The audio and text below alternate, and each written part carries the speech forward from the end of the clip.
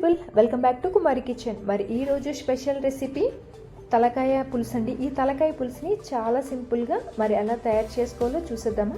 ప్రాసెస్లోకి వెళ్ళిపోదాం. ముందుగా 1 కిలోని తలకాయని వేడి నీళ్ళు అలానే ఉప్పు పసుపు వేసి నీట్గా శుభ్రం చేసుకొని పక్కన పెట్టుకోండి. ఇప్పుడు 100 గ్రాముల చింతపండుని నీళ్లు పోసుకొని అవి నానబెట్టుకోవాలి. నీళ్ళు పోసేసుకొని అది పక్కన పెట్టేసుకోండి. ఇప్పుడు ఒక కడాయిలో 100 ml ఆయిల్ పోసుకొని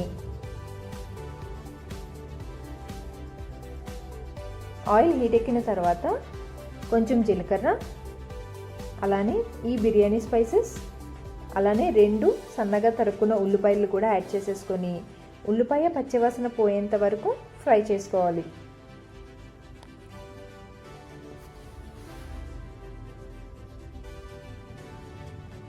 ఉల్లిపాయ పచ్చివాసన పోయిన తర్వాత కొంచెం ఒక 5-6 పచ్చిమిర్చి చీలికలు కూడా యాడ్ చేసేసుకొని అవి కూడా కాసేపు ఫ్రై చేసుకోవాలి.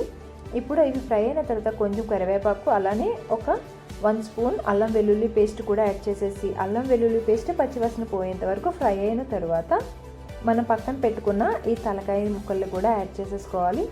యాడ్ చేసేసుకొని కాసేపు వాటిని మగ్గనివ్వాలి. కాసేపటికి అది మగ్గిన తర్వాత అలానే కొంచెం పసుపు యాడ్ చేసేసుకొని ఒకసారి అలా కలిపేసుకోవాలి. కలిపేసుకున్న తర్వాత ఇప్పుడు ఓ మీడియం సైజు 2 టమాటాల ముక్కలు కూడా యాడ్ చేసేసుకొని మరి కాసేపు ఫ్రై చేసుకోవాలి. అవి కాసేపటికి మగ్గిన తర్వాత 2 స్పూన్ల కారం అలానే 1/2 స్పూన్ గరం మసాలా పౌడర్ అలానే ఒక 1/2 స్పూన్ సాల్ట్ కొంచెం ధనియాల పొడి కూడా యాడ్ చేసేసుకొని మరి కాసేపు మగ్గనివ్వాలి. కాసేపు అది మగ్గిన తర్వాత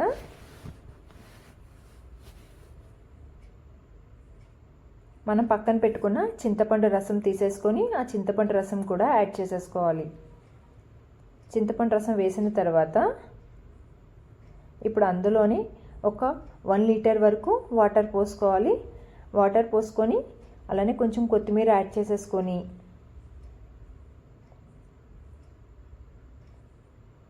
కాసేపు కలిపిన తర్వాత ఇప్పుడు దీన్ని ప్రెషర్ కుక్కర్లోది మూత పెట్టేసుకొని విజిల్ పెట్టేసుకోవాలి. ఒక 5 విజిల్స్ వచ్చేస్తే అది చక్కగా ఇలాగా బాయిల్ అయిపోతుంది. చాలా బాగుంటుంది. ఇది హెల్త్కి కూడా చాలా మంచిదండి. ఫీవర్తో ఉన్నప్పుడైనా ఏదైనా హెల్త్ ఇష్యూస్ ఉన్నప్పుడైనా ఇది తింటే చాలా బాగుంటుంది. స్పైసీగా పుల్ల పుల్లగా చాలా బాగుంటుంది. మరి మీకు నచ్చిందా? Please subscribe to my channel. Thank you.